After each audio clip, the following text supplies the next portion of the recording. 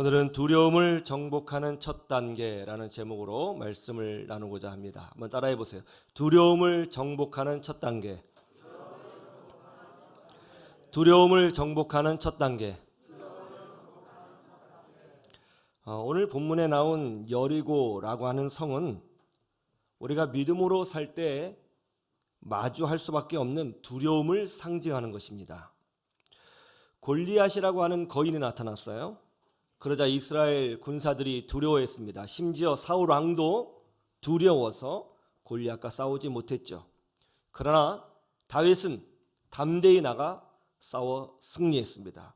여기서 골리앗은 누구입니까? 우리에게 두려움을 주는 존재를 상징하고 있는 것입니다. 이스라엘 백성이 이집트 땅에서 나와서 가나안 땅에 들어가려고 했습니다. 그러나 가나안 땅에 들어가지 못했어요. 오히려 하나님의 징계를 받아서 40년 동안 가나안 땅에 들어가지 못하고 광야에서 방황해야 했습니다. 왜 들어가지 못했죠? 불신앙 때문에 들어가지 못했어요. 그러면 왜 불신앙이 생겼을까요? 두려워서 생긴 거예요. 두려우면 뒷걸음칩니다. 두려우면 불신앙이 생기게 마련이죠. 가나안 족속이 우리보다 훨씬 더 강하다고 하는, 그래도 들어가서 싸우면 우리가 죽을 거라고 하는 두려움, 그 두려움 때문에 뒷걸음질을 쳤습니다. 덕분에 하나님의 온전한 축복을 누리지 못했죠. 이제 40년 후에 이스라엘 백성이 가나안 땅에 들어가게 되었습니다. 그리고 자기 부모님들이 그렇게 두려워했던, 엄마 아빠 세대가 그렇게 두려워했던 가나안 족속과 전쟁을 하게 되었어요. 그 첫 번째 전투지가 여리고성이었습니다. 이스라엘 백성이 어떻게 두려움을 극복할 수 있을까요? 오늘 말씀은 우리에게 그 첫 단계들을 소개하고 있습니다. 첫째로 하나님의 약속을 점검했다는 거예요. 그들은 하나님의 약속을 점검하면서 두려움을 극복했다고 성경에 기록되어져 있습니다. 한번 따라해 보세요. 하나님의 약속을 점검하라. 우리 2절 말씀을 볼까요? 2절에 보면 이렇게 돼 있죠. 2절 다 같이 시작. 여호와께서 여호수아에게 이르시되 보라, 내가 여리고와 그 왕과 용사들을 내 손에 넘겨 주었으니. 하나님께서 여호수아에게 뭐라고 약속하셨죠? 여리고성을 넘겨 주셨다라고 합니다. 여기서 중요한 것이 뭐죠? 시제입니다. 하나님께서 여리고성을 넘겨 주실 것이다 라고 하신 것이 아니라 여리고를 넘겨주셨다라고 하셨다는 거예요. 과거형으로 기록되어져 있죠. 이게 참 이상하죠. 이스라엘 백성이 여리고성과 전쟁을 아직 하지도 않았습니다. 여리고성을 소유하지도 않았습니다. 그런데 하나님께서는 이스라엘 백성에게 뭐라고 말씀하셨어요? 여리고성을 너희에게 넘겨주었다라고 이미 완료된 것인 양 말씀하셨다는 것이죠. 왜 과거형으로 기록되어져 있을까요? 그것은 이거죠. 하나님이 결정하시고 선포하신 것은 그 어느 누구도 바꿀 수가 없기 때문에 그런 것입니다. 그래서 요한계시록 3장 7절에 뭐라고 되어 있습니까? 열면 닫을 자가 없고 닫으면 열 자가 없는 그가 이르시되. 주님이 열었어요. 누가 닫겠어요? 닫아요. 누가 열겠습니까? 두려움을 정복하는 첫 번째 단계는 나에게 주신 하나님의 약속이 무엇이냐를 점검하는 것으로부터 시작되어야 하는 것입니다. 이스라엘 백성이 여리고성과 싸울 수 있는 동력이 뭐예요? 자기의 군사력이에요? 자기들의 전술인가요? 그렇지 않습니다. 하나님께서 승리를 약속해 주셨느냐에 달려있는 것이죠. 하나님이 승리를 약속해 주시지 않으셨다면 아무리 강력한 군사력을 가지고 있어도 나가면 안 되는 겁니다. 우리가 두려움을 정복하기 위해서는 이와 같이 하나님의 약속을 받아야 하는 것입니다. 그래서 우리가 주야로 주의 말씀을 묵상해야 되는 거예요. 왜냐하면 하나님께서는 주의 말씀을 통해서 우리에게 말씀하시고 주의 말씀을 통해서 우리에게 주의 뜻을 보여주시기 때문에 그런 것입니다. 그러므로 우리는 하나님께서 우리에게 말씀하실 수 있으시도록 성경을 읽고 묵상하면서 주의 음성을 들으려고 노력해야 되는 것입니다. 하나님은 성경 말씀을 통해서 우리에게 말씀하실 때가 많죠. 늘 읽었던 말씀이에요. 심지어 암송하고 있는 말씀입니다. 그런데 이 말씀을 암송하고 읽을 때에도 아무런 느낌이 없었어요. 그런데 어느 날 아무런 느낌을 주지 않았던 그 말씀이 어느 날은 나에게 특별하게 다가올 때가 있습니다. 그 말씀이 나를 확 찔러요. 그리고 내 심장을 움직입니다. 내 영혼을 채워요. 그리고 하나님께서 이 구절로 나에게 말씀하고 계시다는 것이 느껴져요. 깨달아집니다. 가슴이 뜨거워지고요. 눈물이 날 때도 있습니다. 여러분 이런 경험 하신 적 있습니까? 그러나 어떻습니까? 많은 그리스도인이 하나님의 음성을 듣고자 하지 않습니다. 성경을 읽으면서 주여 오늘 내게 말씀하여 주옵소서 이런 자세로 읽어야 하는데 대부분의 성도들이 그런 식으로 성경을 읽지 않죠. 다 자기 힘으로, 자기 지혜로, 자기 경험으로 어떻게 해보려고 합니다. 그래서 예수님을 믿지만, 교회 다니지만, 예배 드리지만, 기도하지만, 찬양하지만 성령 하나님과 동행하지 않는 나 홀로 신앙을 살고 있는 것이죠. 그래서 어떻게 됩니까? 예수님을 믿어도 교회 다녀도 하나님께서 말씀하시는 것을 듣지 못하는 영적 경험이 별로 없는 그런 신앙생활에 빠져버리게 많은 것입니다. 두려움을 정복하는 첫 번째 단계는 하나님의 약속을 받는 거예요. 먼저 그것을 점검해야 되는 것입니다. 그러므로 우리는 정말 성경을 가까이 해야 되는 거예요. 그리고 성경을 읽으면서 주여 내게 말씀하옵소서 한번 해볼까요? 주여 내게 말씀하옵소서. 예, 그런 자세로 성경을 읽으셔야 되는 거예요. 그리고 주의 승리의 약속을 받도록 마음을 열어야 되는 것입니다. 어거스틴은 아주 방탕하게 살았습니다. 그러다 어느 날 낮잠을 자는데 이상한 음성이 들렸어요. 노랫소리 같기도 하고 하나님의 음성 같기도 했습니다. 그 음성은 이거였습니다. 집어들고 읽어라. 집어들고 읽어라. 눈을 떠서 좌우를 살폈더니 성경책이 보였어요. 그래서 어거스틴이 성경을 펴고 집어들고 읽었습니다. 쭉 읽는데 로마서 13장 13절이 어거스틴의 마음을 찔렀습니다. 아주 특별한 경험이었어요. 가슴이 막 뛰고 이것이 꼭 하나님의 음성처럼 들렸어요. 그 내용은 이거예요. 낮에와 같이 단정히 행하고 방탕하거나 술 취하지 말며 음란하거나 호색하지 말며 다투거나 시기하지 말고. 그는 이 말씀이 하나님의 음성처럼 들렸습니다. 그는 자신의 죄악을 끊어버리고 믿음으로 살고자 노력했습니다. 그래서 기독교 역사상 최고의 영적 리더가 되는 축복을 누리게 된 것이죠. 일용직 노동자 출신 중에 척 리프카라고 하는 사람이 있는데요. 이분은 하나님의 음성을 듣기 위해서 성경을 정말 날마다 읽는다고 합니다. 그래서 하나님께서 주시는 약속들이 있는데 그 약속들을 따라서 도전하고 도전했습니다. 그래서 일용직에서 백화점 가구 영업사원이 되고 백화점 가구 영업사원에서 은행 모기지 담당 간부가 되고 나중에는 은행장이 되었습니다. 그리고 나중에 미네소타주 엘크시의 엘크 고등학교와 또 엘크시를 믿음으로 변화시키는 리더가 되었습니다. 그래서 뉴욕타임즈에 크게 보도가 됐어요.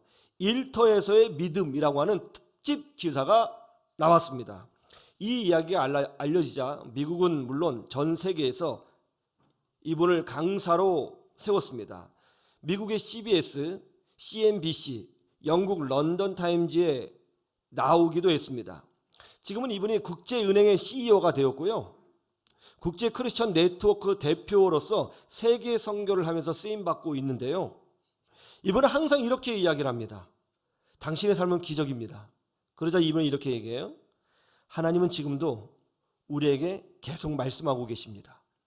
그 음성을 듣고 순종하면 주님이 우리가 해야 할 일을 알려주십니다.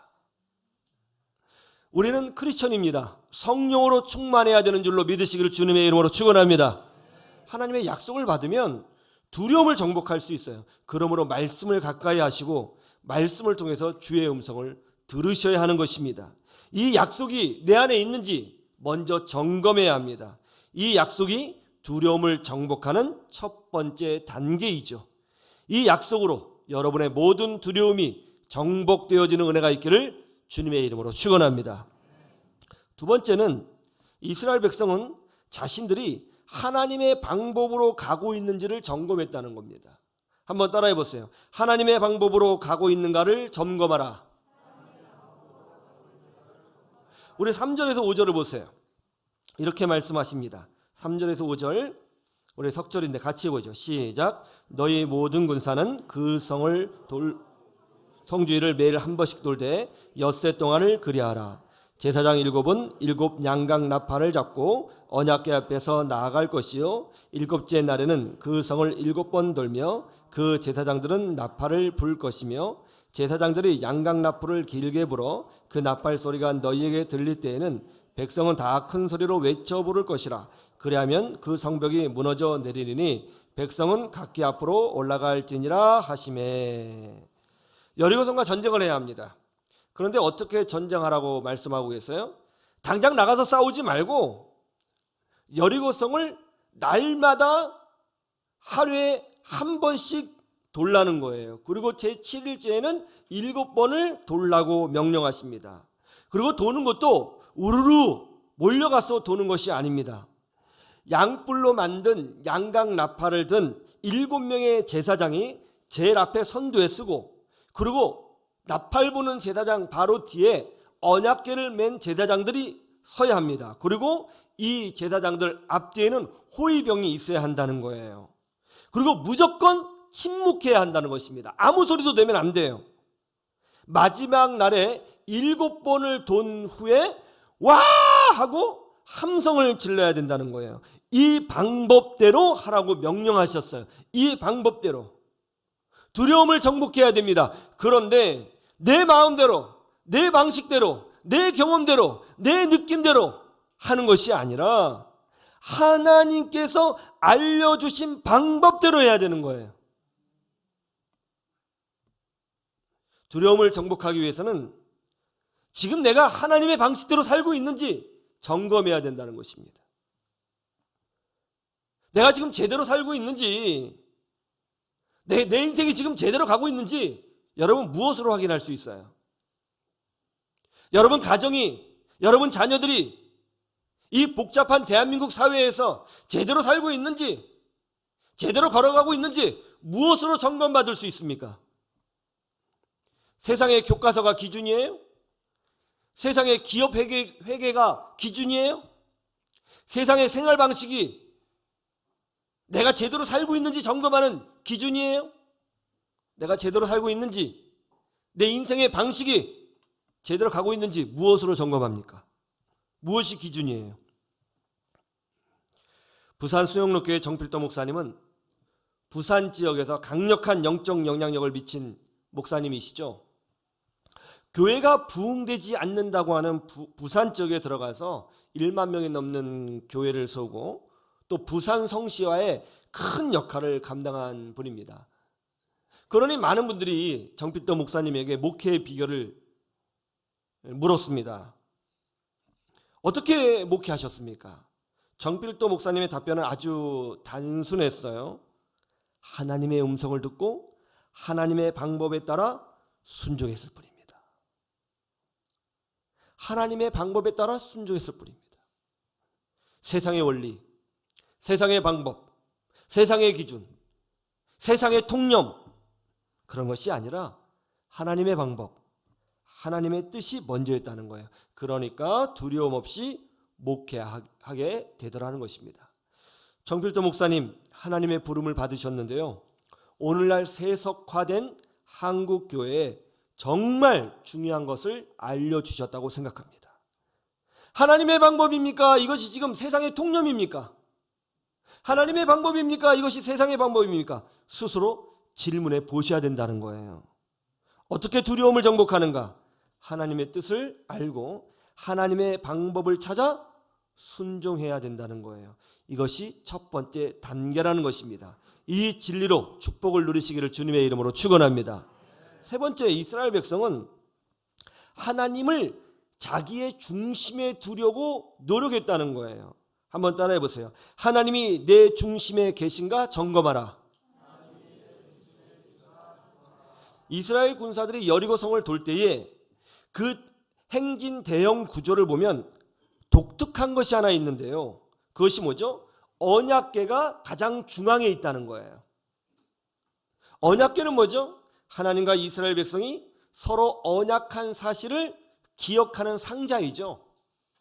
또 이 언약궤는 하나님의 말씀을 상징하기도 하고요. 특별히 장차 오셔서 우리의 모든 죄를 위하여 피를 흘리신 예수 그리스도를 보여주기도 합니다. 그리고 언약궤는 하나님의 임재를 나타냅니다. 중요한 건 이겁니다. 이스라엘 백성이 행진했을 때에 그 중심에 언약궤가 있었다는 거예요. 두려움을 정복하려고 할 때에 하나님은 언약궤를 행진하는 사람의 가장 중앙에 두셨는데 이것은 우리에게 상당한 메시지가 되는 것이죠. 이 전쟁의 중심에 누가 계시느냐? 이스라엘 백성의 중심에 누가 계시느냐? 이거를 지금 질문하고 있는 것입니다. 하나님이 중심에 계시는 가정은 위기가 와도 승리하고 축복을 누리게 됩니다. 하나님이 중심에 계시는 국가는 모든 위기의 순간에 기적을 경험하게 됩니다. 하나님이 중심에 계시는 인생은 인생의 홍수가 와도 무너지지 않고 반석에 지은 집처럼 견고하게 서 있게 되는 것입니다. 믿으시기를 주님의 이름으로 축원합니다. 생각해 보세요.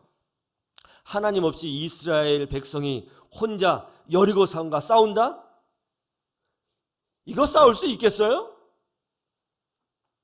예수 그리스도의 십자가의 보혈 없이 하나님의 심판대 위에 올라간다? 올라갈 수 있겠어요? 예수님의 피, 예수님의 십자가의 공로에 은혜가 있어야 우리가 하나님 앞에 섰을 때에 우리의 모든 죄를 용서받고 하나님의 자녀가 되어 천국 축복을 누릴 수 있게 되는 것이지, 우리의 자격으로, 우리의 공로로, 우리 인생의 결과물로 하나님 앞에 설 수 있겠어요? 어떻게 예수님 없이 하나님의 심판대에 올라갈 수 있겠습니까? 누가 내 중심에 서 계시느냐, 이거를 점검해야 된다는 거예요. 주님이 내 인생의 중심이 되도록 해야 한다는 것입니다. 조지 시어라고 하는 유명한 가수가 있었어요. 요새 유튜브 보면 아메리칸 갓 탤런트 이런 거 있잖아요. 이제 평범한 사람들이 나와서 노래를 불렀는데 너무 잘해가지고 스타가 되고, 조지 시어라는 분도 그랬습니다. 음악 프로에 나와서 노래를 너무나 잘 불러서 일약 스타가 된 분인데요. 미국에서 최고의 인기를 누리는 가수가 되었습니다. 인기가 하늘 높은지 모르고 치솟고 있는데 놀랍게도 시어는 마음이 행복하지 않았어요. 인기가 올라가면 올라갈수록 불안하고 두려웠습니다. 호텔방에 혼자 앉아 있을 때는 뭔가 말할 수 없는 그 공허함, 적막함, 혼자 있는 것 같은 느낌, 차라리 죽는 게 낫겠다는 그런 충동들이 일어나는 것을 경험했어요. 왠지 무대에 올라가서 노래 부르다가 실수할 것 같고, 그래서 사람들로부터 지탄을 받을 것 같고, 그런 두려움이 계속 가슴을 짓누르는 거예요. 너무너무 고통스러웠습니다. 그런데 그때 문득 어린 시절 교회에서 찬양을 부르던 성가대, 그 조그만 아이가 성가대 가운을 입고 성가대석에서 찬양을 부르던 자신의 모습이 생각났어요. 막 이쁘게 찬양하는 모습이. 그때는 정말 행복했는데, 그때는 근심도 없고 두려움도 없었는데. 눈물이 주르르 흘렀습니다. 주님, 제가 다시 주님께 돌아가고 싶습니다. 저를 받아주세요. 이렇게 기도하고 있는데 방송국에서 전화가 왔습니다. 대형 무대에서 노래를 불러야 하는데 스케줄을 잡자는 거예요. 그때 이 쉬어라는 분이 잠깐 고민을 합니다. 그러면서 이렇게 이야기합니다. 아닙니다. 저는 이제 무대에 오르지 않겠습니다. 저는 이제 하나님을 찬양하는 가수가 되겠습니다. 그렇게 스케줄을 거절하고 방송을 거절하고 전화를 탁 끊었어요. 근데 전화를 탁 끊는 순간 섭섭함이 찾아올 것 같았는데, 아쉬움이 찾아올 것 같았는데, 그게 아니라 갑자기 뭔가 알 수 없는 평안이 확 몰려오고 자유함이 느껴지는 거예요.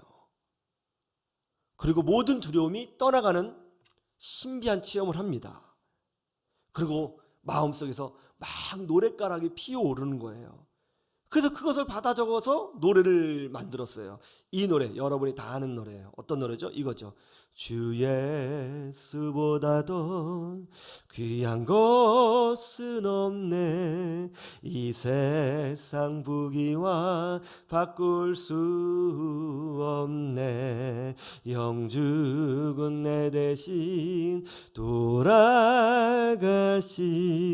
그 놀라운 사랑 잊지 못해. 같이 부를까요? 세상 즐거움 다 버리고 세상 자랑 다 버렸네. 주 예수보다도 귀한 것은 없네. 예수밖에는 없네. 할렐루야. 제가 화음로도 계속 부르셔야 절 따라 부르면 어떡해요. 제가 화음을 못 놓겠어요. 불안해가지고 날 따라 할까봐 항상. 어때요? 이 찬양 부르시니까 마음이 평안해지죠. 하나님이 내 중심에 계시니까, 내 영혼의 중심에 계시니까 이 짧은 시간이지만 평안함이 느껴지잖아요. 하나님은 우리가 평강을 누리고 두려움을 이기는 승리하는 인생이 되기를 원하십니다. 하나님의 약속이 내 안에 있는가 점검하시고, 하나님의 방법으로 살고 있는지를 점검해 보시고, 또 하나님이 내 중심에 계시는가를 점검하셔서 늘 승리하시는 복된 주의 백성들이 되시기를 주님의 이름으로 축원합니다. 축원합니다.